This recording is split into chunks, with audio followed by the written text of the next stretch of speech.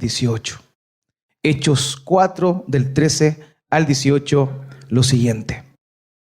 Entonces, viendo el denuedo de Pedro y de Juan, y sabiendo que eran hombres sin letras y del vulgo, se maravillaban, y les reconocían que habían estado con Jesús. Y viendo al hombre que había sido sanado, que estaba en pie con ellos, no podían decir nada en contra.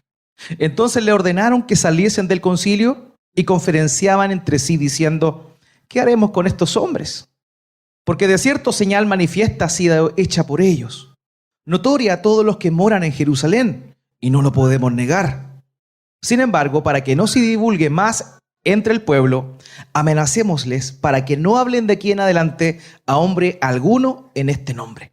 Y llamándolos, les intimaron que en ninguna manera hablasen ni enseñasen en el nombre de Jesús. Llevamos varias semanas hablando del libro de los Hechos. El libro de los Hechos es un libro muy especial, sin duda el más extenso del Nuevo Testamento, pero que narra eventos históricos que son sin duda alguna la base de lo que nosotros somos como iglesia cristiana. Todas las iglesias cristianas debiesen abrazar la palabra de Dios y enseñar lo que la palabra de Dios dice.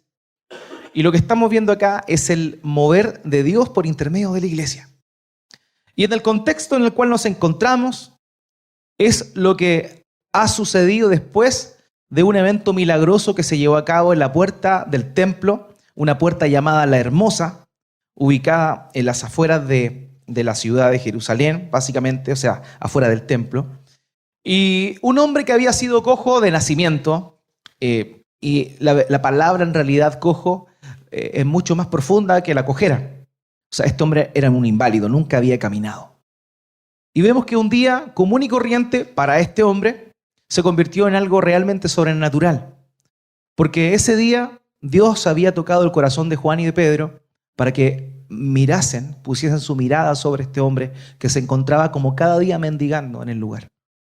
Sucedió que en ese momento, cuando él les pidió dinero a ambos, Pedro respondió: ¿sabes qué? No tengo plata, no tengo oro, pero lo que tengo te doy. En el nombre de Jesús de Nazaret, levántate. Y el milagro fue tan grande que este hombre que nunca había caminado se puso en pie, saltaba y corría. Nosotros podemos ver cada año, básicamente cada año, como la Teletón, ¿cierto? Este programa de 23 horas, ¿cierto? Lo que hace, o 23 o no, 27, gracias por la corrección. Tenía dudas al respecto. Estas famosas 27 horas de amor nos muestran ejemplos y testimonios, vivencias de muchas familias que han tenido que lidiar con muchas enfermedades, y la más característica es precisamente el no poder caminar. Algún grado de imposibilidad del caminar. Y nosotros hemos visto cómo es que los procesos muchas veces son muy largos para poder establecer, poder tener firmeza en los pies y luego de eso poder comenzar el proceso de aprender a caminar. En algunos casos, por medio de accidentes, de aprender a caminar de nuevo, pero en otros casos, de poder hacerlo a quienes nunca lo han hecho. Y vemos que así es un proceso. Pero en este evento milagroso que fue llevado a cabo, al instante este hombre fue puesto en pie. Esto generó la curiosidad del pueblo. Ellos lo veían todos los días ahí. Era innegable que algo había sucedido. Y Pedro, aprovechando la instancia junto con Juan, anunciaron a todas las personas que estaban reunidas en el lugar que por el nombre de Jesús y el poder de Jesús habían llevado a cabo ese milagro. Los religiosos falsos, porque lo he dicho muchas veces, la religiosidad es mala cuando es una falsa religiosidad. La palabra religión significa religar, relacionarse. Y en este sentido, la religión es buena porque nos lleva a relacionarnos con Dios. El problema es la falsa religión.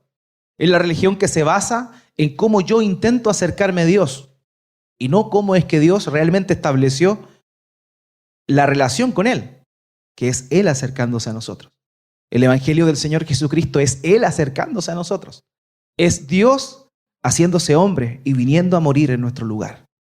Y estos hombres pensaban, estos religiosos falsos religiosos. Pensaban que por sus propios méritos o por sus propias fuerzas o por su propio actuar o lo que enseñaban de manera orgullosa y altanera, eran superiores al resto de los civiles, al resto de los mortales, al resto de los pecadores comunes y corrientes. Pero esto no era así. Y al ver que estos hombres hablaban y enseñaban en el nombre de Jesús, los tomaron presos. Y al otro día sucedió lo que estamos viendo ahora.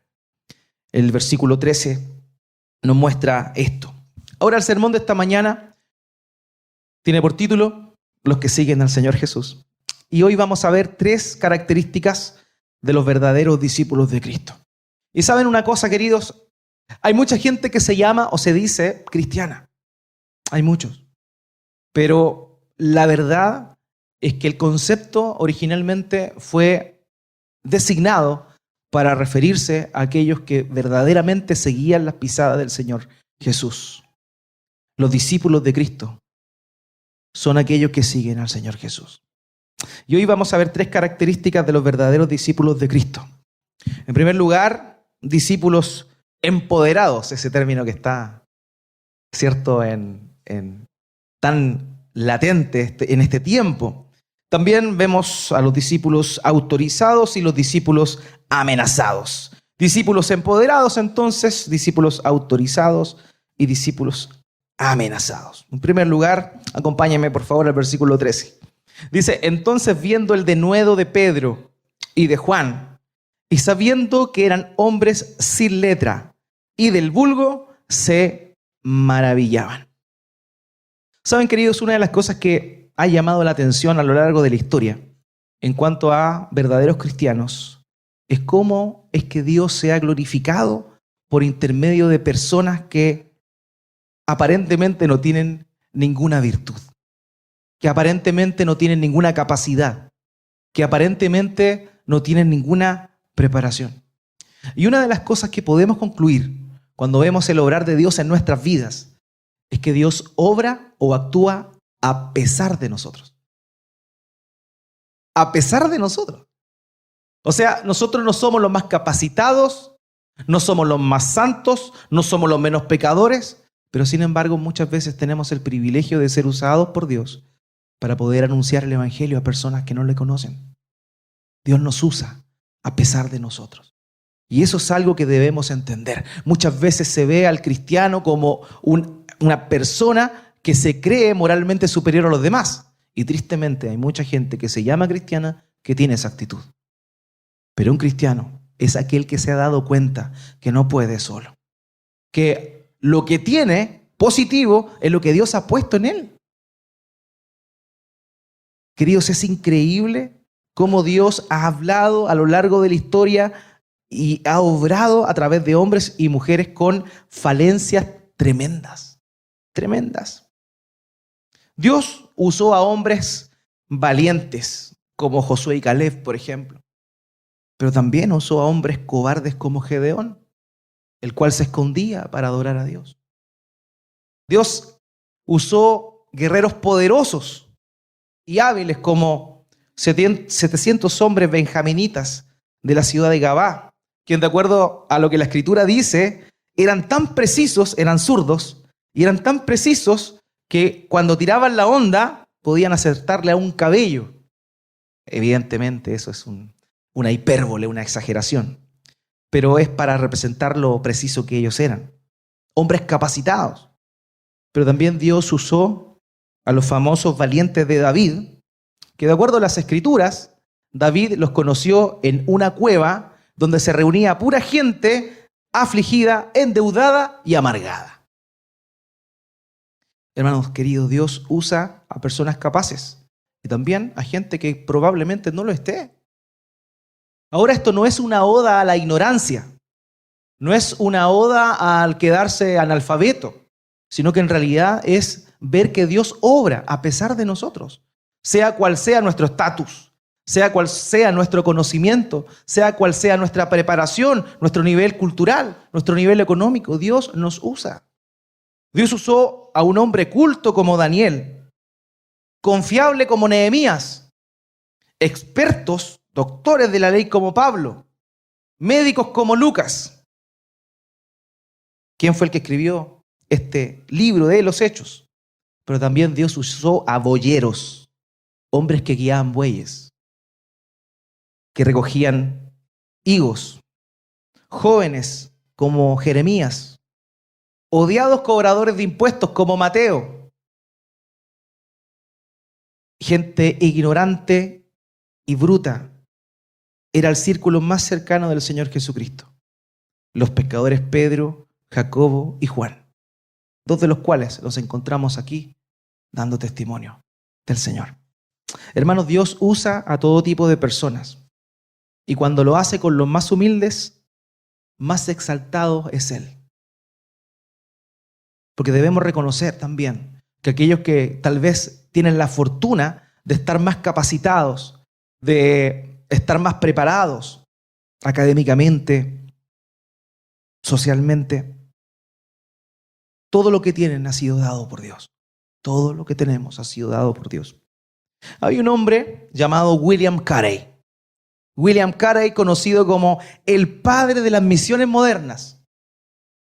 Cuando joven comenzó a inquietarse porque él veía que en su iglesia había poco o nulo interés por las misiones, porque otras personas de otros países que no conocían al Señor pudiesen llegar a conocer el Evangelio. Con poco o nada de apoyo, el año 1972,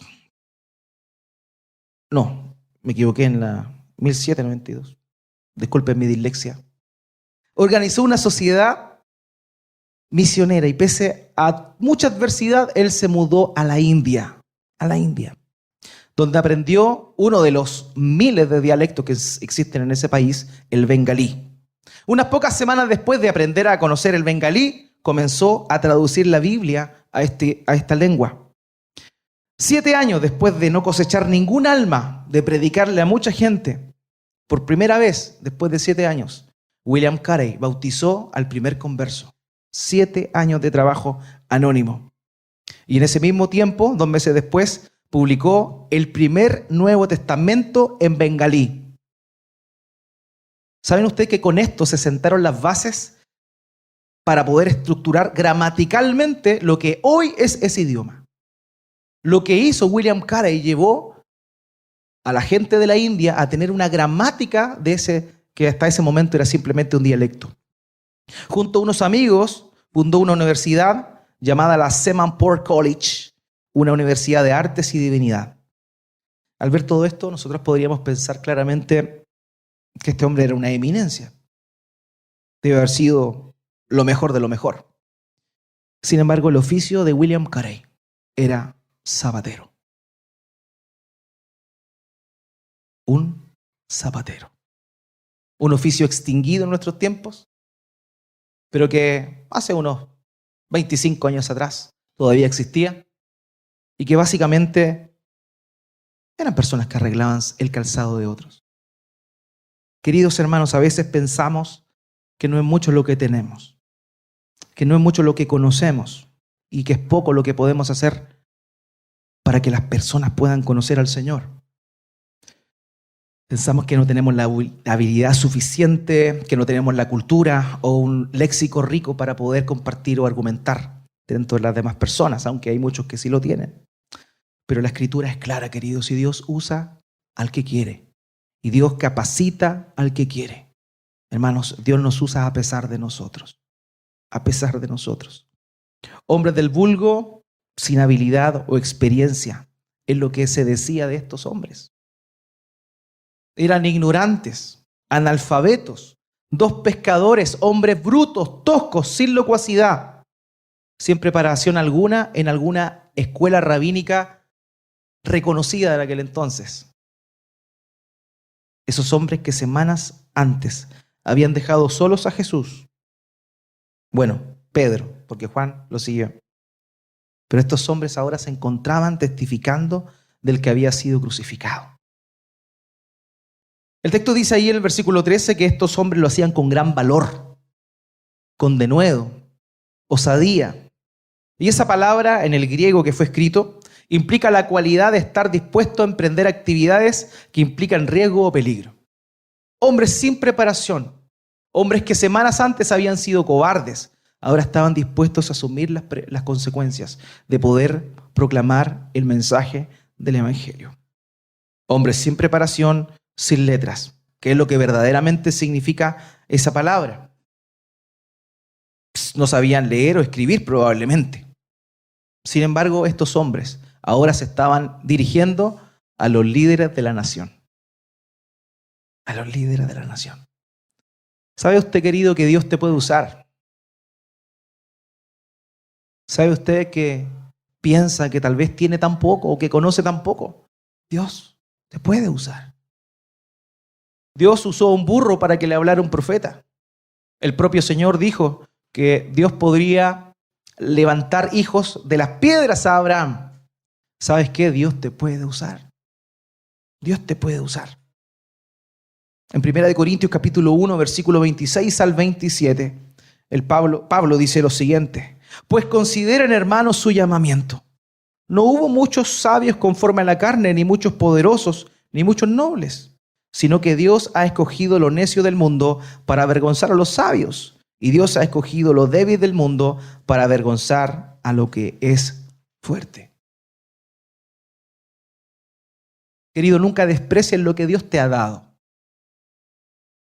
Insisto, esta no es una oda a la ignorancia, sino que es un llamado continuo a prepararnos. Pero más allá de depender de nuestra preparación, es un llamado a depender de Dios. Dios te puede usar. Si Él quiere, Dios te puede usar. Simplemente debes estar dispuesto a que eso suceda. El Señor Jesucristo en Mateo 11:25 queda registrado lo que Él dijo. En aquel tiempo Jesús dijo: te alabo, Padre, Señor del cielo y de la tierra, porque ocultaste estas cosas a sabios e inteligentes y les revelaste a los niños. Amados, excusas podemos inventarnos, podemos subestimarnos, no hay problema con ello, es natural. Sin embargo, no se trata de nosotros, se trata de Él. Se trata de lo que Él puede hacer por nosotros, cómo Él nos puede usar, cómo Él, con lo poco que tenemos, tal vez nos puede utilizar para proclamar valientemente su verdad. No olvidemos lo que el propio Señor Jesús les dijo a sus discípulos antes de ascender. En Hechos capítulo 1, versículo 8. Él dijo: pero recibirán poder cuando el Espíritu Santo venga sobre ustedes y serán mis testigos en Jerusalén, en toda Judea y Samaria y hasta los confines de la tierra. Queridos, Dios nos puede usar con lo que tenemos. Simplemente debemos disponernos a ser usados por Dios. Disponernos a ser usados por Dios. Eso es lo primero que vemos acá. Acompáñenme por favor nuevamente el versículo 13. Aquí vemos lo segundo: discípulos autorizados.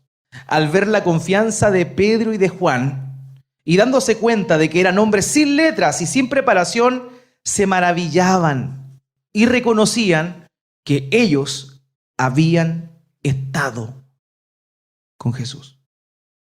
Lo segundo que vemos acá es que con respecto a lo que los demás veían en estos seguidores del Señor, era que al verles, al oírles, podían reconocer que ellos habían estado con Jesús. O sea, en esos momentos críticos, aquellos que se habían opuesto de manera férrea a la persona del Señor, aquellos que le habían crucificado semanas antes, aquellos que habían intentado acallarle, ahora al ver a estos hombres reconocieron que ellos habían estado con Jesús. Aunque los despreciaban, los subestimaban, al verles, al oírles, no podían dejar de reconocer que estas personas habían estado con Jesús. Dijeron de ellos lo mismo que dijeron del propio Señor Jesucristo, que queda registrado en Juan capítulo 7, versículo 15. Dice ese texto: entonces los judíos se maravillaban diciendo: ¿cómo puede éste saber de letras sin haber estudiado? Eso decían del Señor. Semanas después, lo mismo decían a sus discípulos. Hermanos, una pregunta que debemos hacernos siempre es: la gente cuando nos oye o cuando ve lo que hacemos, ¿puede reconocer que hemos estado con Jesús? ¿Puede la gente, al contemplar nuestro actuar, al contemplar nuestro comportamiento, decir, no, esta persona estuvo con Jesús? Es una pregunta que tenemos que hacernos. Porque hay mucha gente que se dice cristiana, que lo único que hace es basurear el nombre de Cristo con su comportamiento, con su inconsecuencia, con su hostilidad ante las personas que necesitan conocer el mensaje de Cristo, que dejan el nombre de Cristo por el suelo. Hace unos cuantos años atrás se hizo famoso, ¿cierto?, el pastor Soto. Siempre lo saco a colación, pobrecito. Debe tener la oreja roja en estos momentos. Pero se hizo famoso y por eso lo menciono. Y la verdad es que estoy 100% seguro de que ningún famoso que tuvo la oportunidad de conversar con él llegó a la conclusión de que este hombre ha estado con Jesús. ¿Por qué? Porque ciertamente podemos presentar la verdad de Dios sin hacer lo que Él hacía. Una cosa es presentar la verdad de Dios y otra cosa es creerte superior a alguien. Y ninguno de nosotros puede creerse superior a alguien que no conoce a Cristo. Porque sin Él estábamos muertos en nuestros delitos y pecados. Porque sin Él estábamos en la misma condenación que las personas que deliberadamente no quieren recibir la gracia que Dios ha derramado. Queridos, es necesario que podamos analizar nuestro corazón, analizar nuestro actuar y ver si realmente las personas pueden reconocer que hemos estado con el Señor.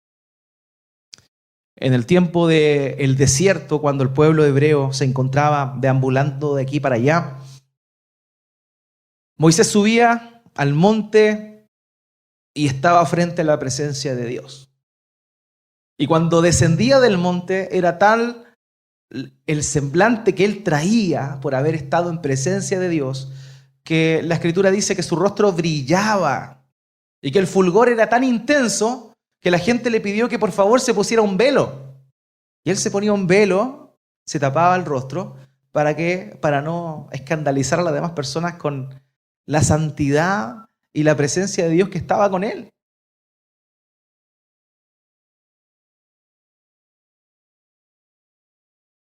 ¿Tenemos la necesidad de ponernos un velo nosotros?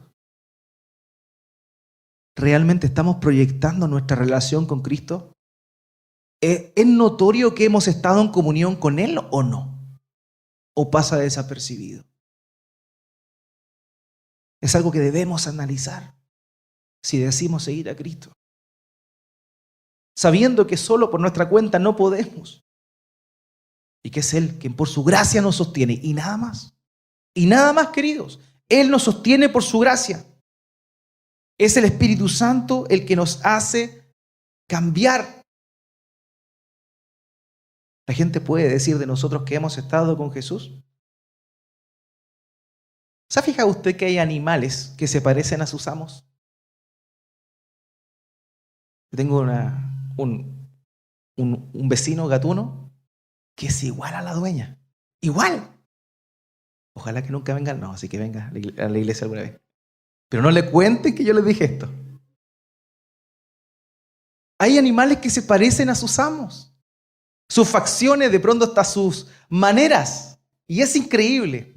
¿Y sabe por qué pasa eso? Porque el animal ve como un referente tan importante a su amo que comienza a mimetizarse con él.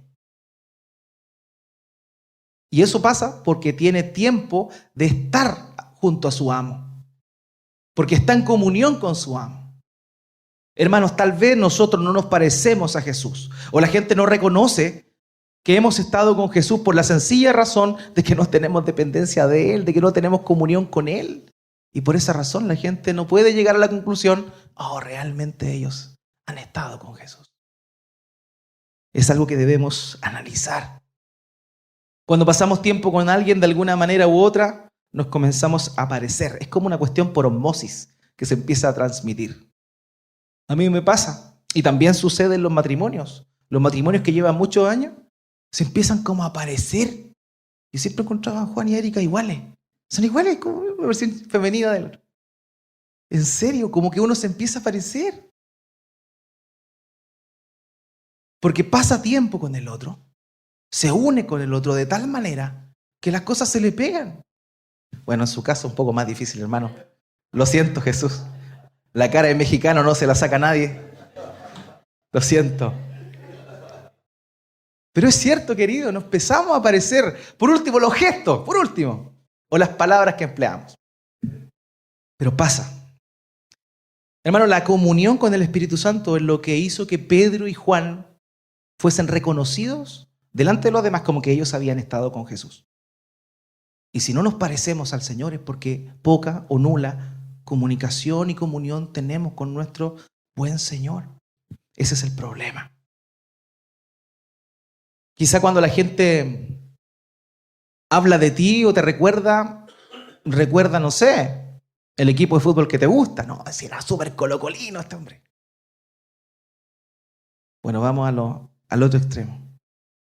No, si era chuncho, yo lo conocía. Quizás te reconocen por tus gustos. No, si a esta persona no le gustaba comer lechuga, como en mi caso. No, si era malito para comer, regodión para comer. Quizás se recuerdan de ti por eso, o te asimilan a eso, pero tal vez poco o nada te relacionan con la persona del Señor Jesucristo. Ojo con eso, amados. Si queremos ser identificados como discípulos del Señor, es realmente necesario que tengamos comunión con Él a través del Espíritu Santo. De alguna manera los discípulos estaban autorizados a hablar como Jesús hablaba, porque ellos estaban en comunión con Él.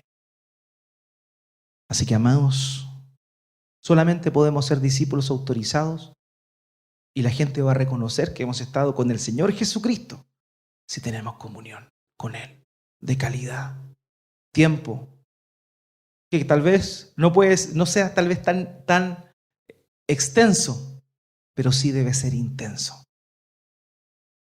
Estamos en la época en la cual el tiempo escasea, más que nada porque procrastinamos. Le llegan las notificaciones de todo.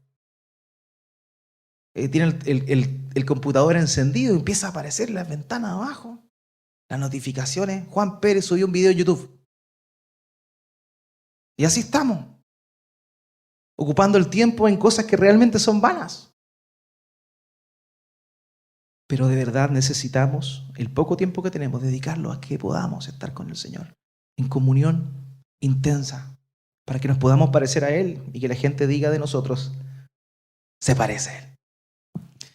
En tercer lugar, discípulos amenazados. Acompáñenme al versículo 14 al 18, por favor. 14 al 18. Y viendo de pie junto a ellos al hombre que había sido sanado, no tenían nada que decir en contra. Pero después de ordenarles que salieran fuera del concilio, deliberaban entre sí, ¿qué haremos?, decían ellos, con estos hombres. Porque el hecho de que un milagro notable ha sido realizado por medio de ellos es evidente a todos los que viven en Jerusalén y no podemos negarlo. Pero a fin de que no se divulgue más entre el pueblo, vamos a amenazarlos para que no hablen más a ningún hombre en este nombre. Cuando los llamaron, les ordenaron que no hablaran ni enseñasen en el nombre de Jesús. Fíjese que aunque estos hombres estaban llenos de ira, la verdad es que nada podían hacer frente a lo que había sucedido, algo tan evidente como la sanidad de este hombre que había estado lisiado por años. La evidencia sobraba, no podían hacer nada. Pero es aquí, querido, donde nuevamente podemos ver la dureza del corazón del ser humano. Y esto, hermano, debe conmovernos. Al ver el comportamiento de ellos confabulando, una vez más confabulando, teniendo tremendas evidencias a favor de la verdad que estos dos hombres predicaban, ellos seguían confabulando para destruirle. Y tristemente eso es lo que muestra la dureza del corazón del hombre. Cuando un corazón se encuentra endurecido, la verdad no le afecta en nada. Ni siquiera hay un cuestionamiento. Ellos no se detuvieron a analizar su corazón, Ni siquiera dijeron, los hechos son tan evidentes que de verdad estos hombres hablan de Jesús y Jesús es el Mesías. Nunca se les pasó eso por la mente, nunca. Lo que se les pasaba era cómo podían destruirles. Nunca fueron llevados a un genuino arrepentimiento, ni siquiera remordimiento tuvieron por haber entregado la muerte al Señor. Lo único que les preocupaba era cómo podían hacerlos callar. Y eso tristemente es lo que sucede. R.C. Sproul dijo con respecto a esto, en lugar de preguntar qué debemos hacer para ser salvos, preguntaron qué debemos hacer para mantener nuestro poder. Porque ellos amaron más la alabanza que venía de la gente que la alabanza que viene de Dios. Y la respuesta de ellos fue amenazar a los discípulos. Los discípulos fueron amenazados por su fe, por su actuar. ¿Sabes una cosa, querido? Eso es lo que sucede tristemente. Hay gente que tiene el corazón cerrado, hoy por hoy, en su corazón, para recibir el hermoso regalo, para poder reconocer lo que es evidente.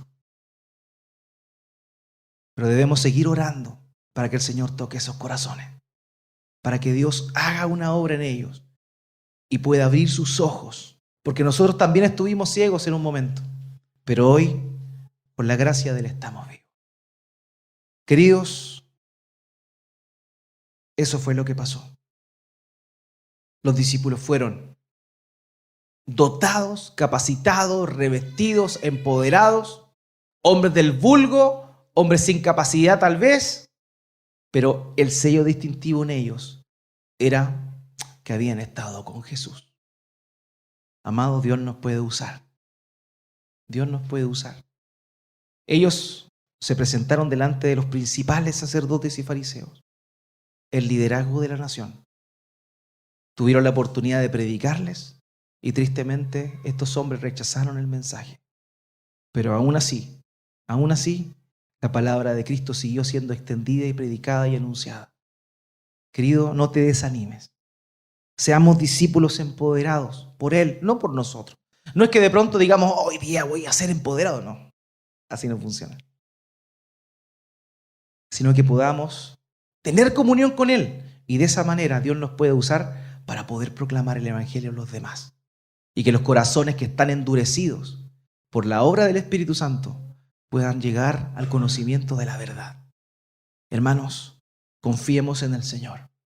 Él nos salvó. Él nos redimió. Él nos sacó de nuestra errada manera de vivir cuando creíamos que sabíamos todo.